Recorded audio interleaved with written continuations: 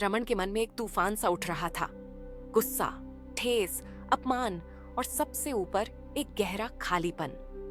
जिस प्रिशा के लिए उसने पिछले 8 महीनों में खुद को इतना बदला था, जिसके लिए उसने अपनी जिद छोड़ दी थी, अपनी माँ को मनाया था, अपने दोस्तों को समझाया था कि हाँ, ये लड़की मेरे लिए सही है, वही प्रिशा आज उसे बिना एक शब्द कहे, बिना एक मैसेज किए किसी और के साथ भाग गई। फिर भी उसके सामने सिमरन बैठी थी, 18 साल की, अभी अभी 12वीं पास की, जिसने कभी सोचा भी न था कि उसकी सुहागरात कोई ऐसा भयानक सपना बनेगी।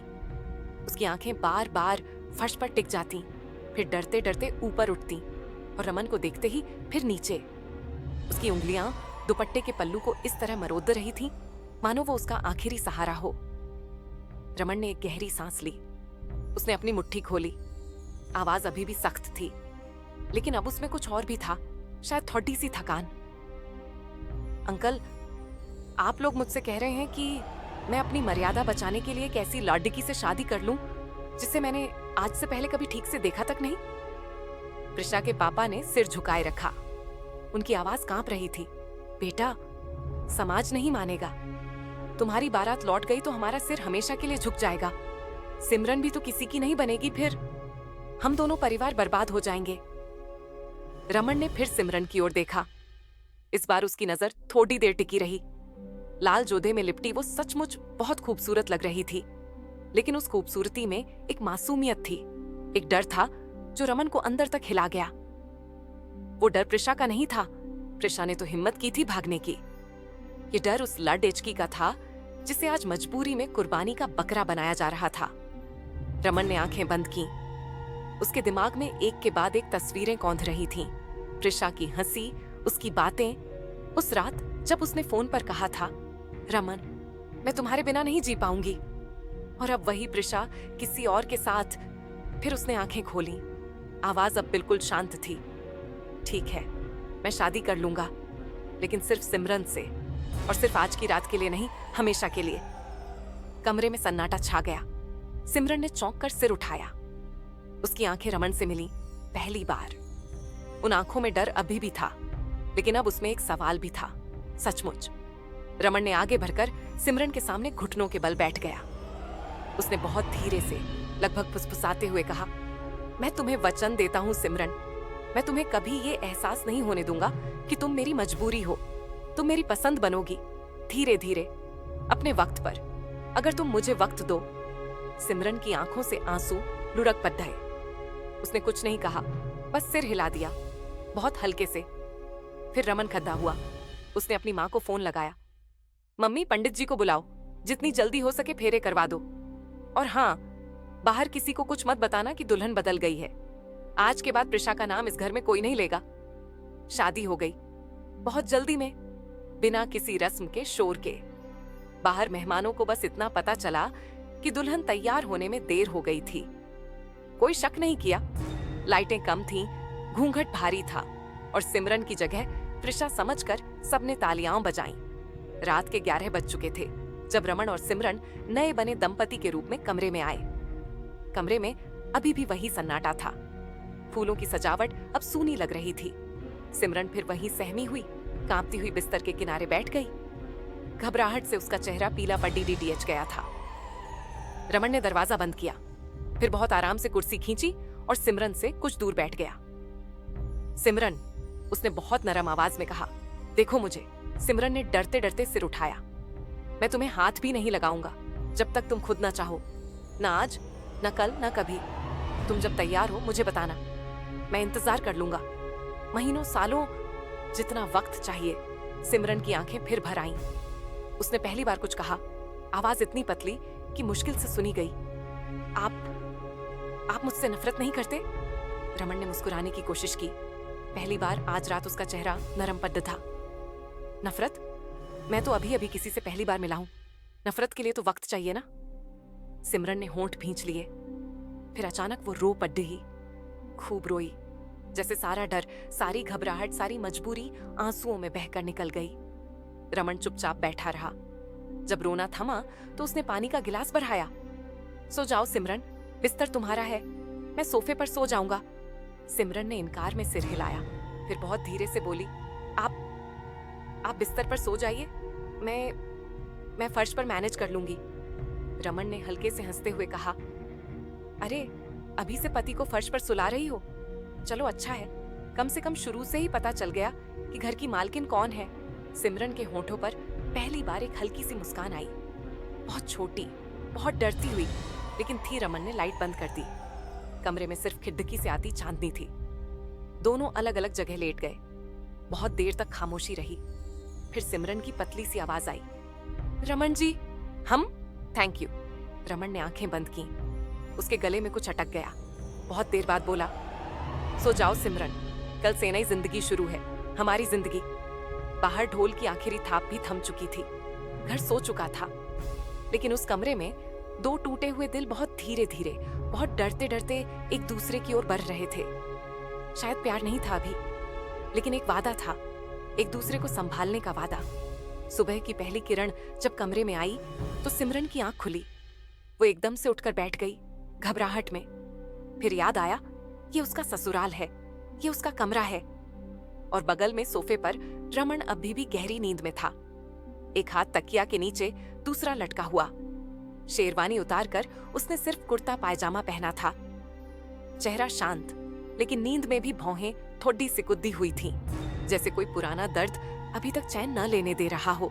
सिमरन चुपके से उठी, दुपट्टा ठीक किया, पैरों के पायल की आवाज दबाने की पूरी कोशिश की और बाथरूम में चली गई। जब लौटी तो रमन की आंख खुल चुकी थी। वो उसे ही देख रहा था। गुड मॉर्निंग, रमन ने हल्के से कहा। सिमरन ने जल्दी से नजर नीचे कर ली। गुड मॉर्निंग, तुम बहुत जल्दी उठ गई, सोने दो ना मुझे थोड़ा है और। रमन ने हंसते हुए कहा और फिर उठकर खड़ा हो गया। चाय पियोगी? सिमरन ने आश्चर्य से सिर उठाया। पति सुबह सुबह खुद चाय पूछ रहा था। मैं बना लाती हूँ। अरे नहीं, मैं बनाता हूँ, तुम फ्रेश होकर आओ। वैसे भी मुझे अदरक वाली चाहिए, तुम्हें पता कैसे होगा?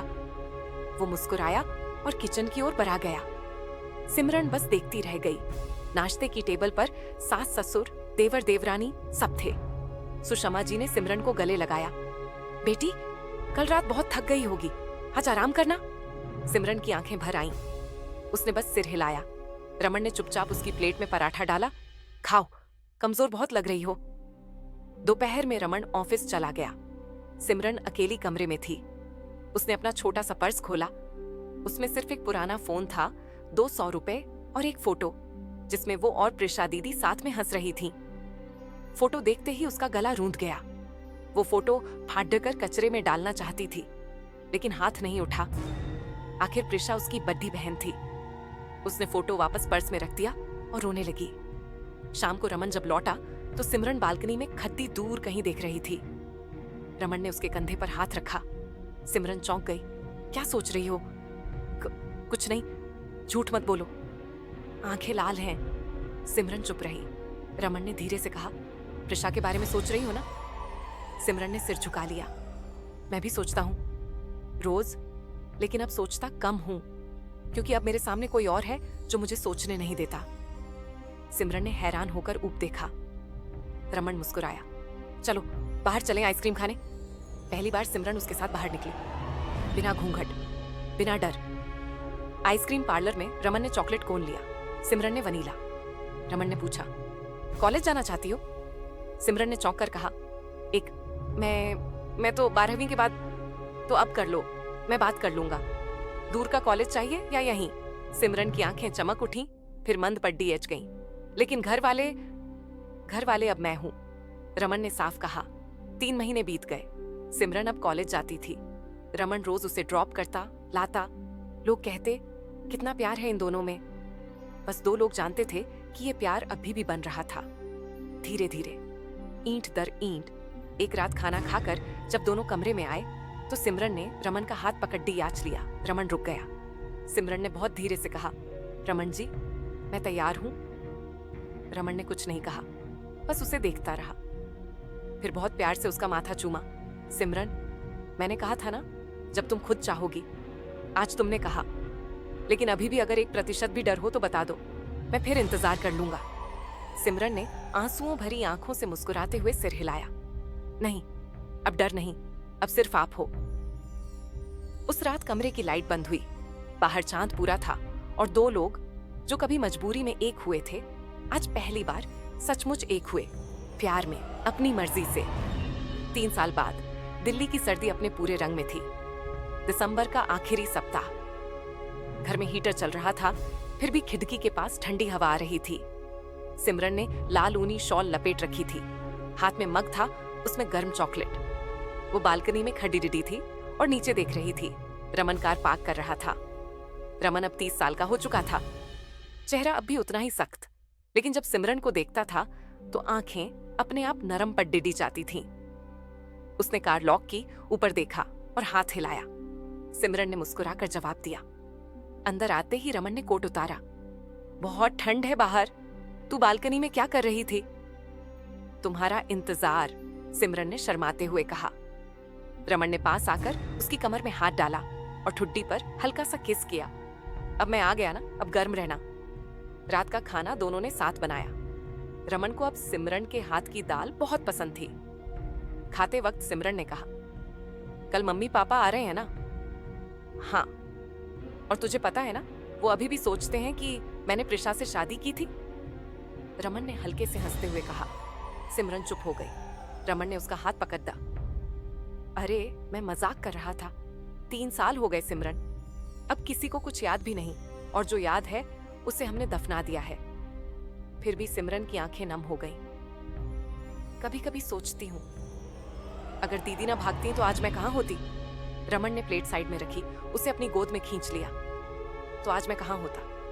अकेला, उदास, एक ऐसी लड़डिचकी के साथ जिसने मुझे धोखा दिया था।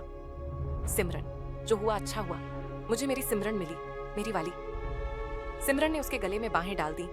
उसी रात जब दोनों बिस्तर पर थे, सिमरन ने बहुत धीरे से कहा, रमन, मुझे एक बात बतानी है। हाँ बोलो। मैं प्रेग्नेंट हूं। रमन एकदम से उठकर बैठ गया। क्या एक कहा तूने? सिमरन ने शर्माते हुए फिर दोहराया। 2 महीने हो गए, आज डॉक्टर ने कंफर्म किया। रमन की आंखें भर आईं। उसने सिमरन को सीने से लगा लिया। बहुत देर तक कुछ बोला नहीं, फिर फुसफुसाया, हमारा बच्चा, हमारा, हाँ हमारा। अगले दिन सुबह सुबह सुषमा जी और रमन के पापा आ गए। सिमरन ने घबराते हुए बताया। सुषमा जी रो पड़ी, मुझे नाती या पोती मिलने वाली है। घर में खुशी का माहौल था, लेकिन शाम को एक अनजान नंबर से फोन आया। रमन ने उठाया। हेलो? दूसरी तरफ से आवाज आई, रमन, मैं प्रिशा बोल रही हूं। रमन का हाथ कांप गया। फोन पर सन्नाटा था। मैं वापस आना चाहती हूँ। जिस लाडेडेके के साथ भागी थी, उसने मुझे छोड़ आड़े दिया। मेरे पास कुछ नहीं बचा। मेरे मम्मी पापा ने भी मुझे निकाल दिया। प्लीज रमन, मुझे माफ कर दो, मैं तुम्हारे बिना मर जाऊंगी। रमन ने फोन सिमरन की ओर बढ़ाया।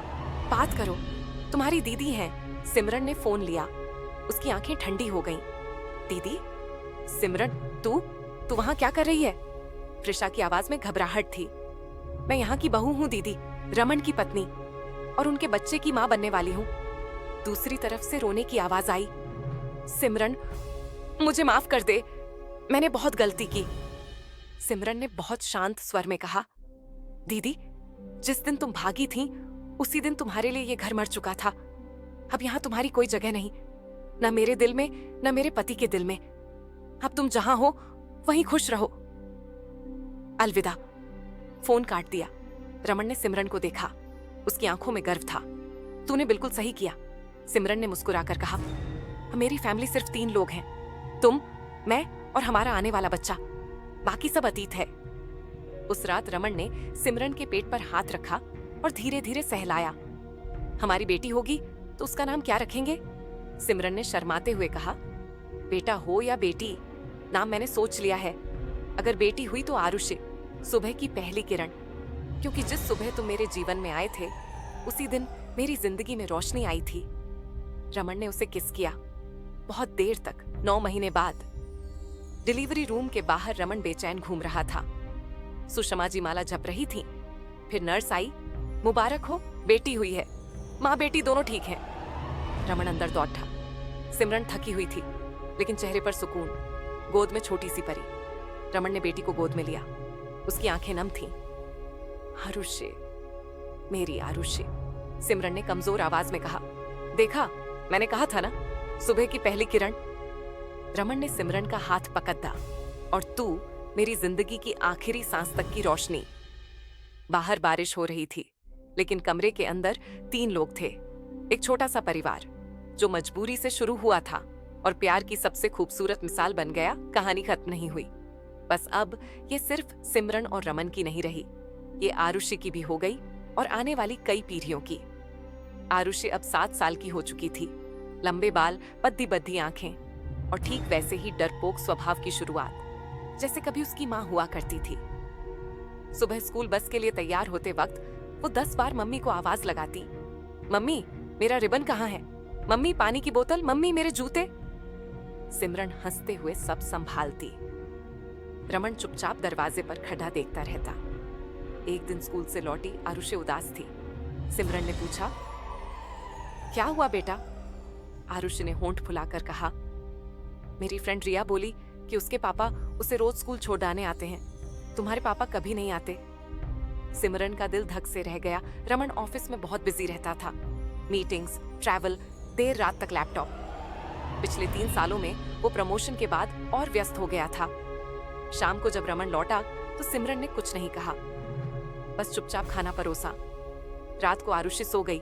सिमरन बिस्तर पर किताब पैई कर रच रही थी। रमन नहाकर आया। क्या हुआ? आज कुछ उदास उदास सी है।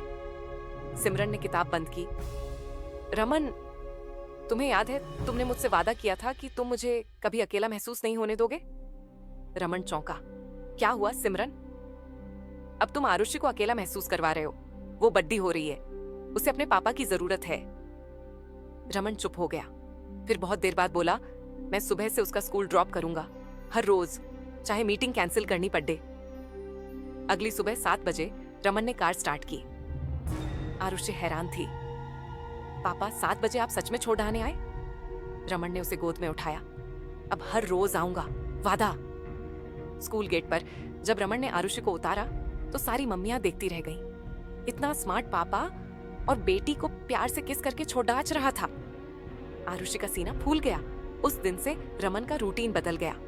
सुबह 7 बजे स्कूल ड्रॉप, फिर ऑफिस, शाम को 6 बजे तक घर। आरुषि के साथ होमवर्क, पार्क, कहानियां। एक रविवार की सुबह आरुषि रमन के पास आई। पापा, मुझे एक सीक्रेट बताना है। बोलो।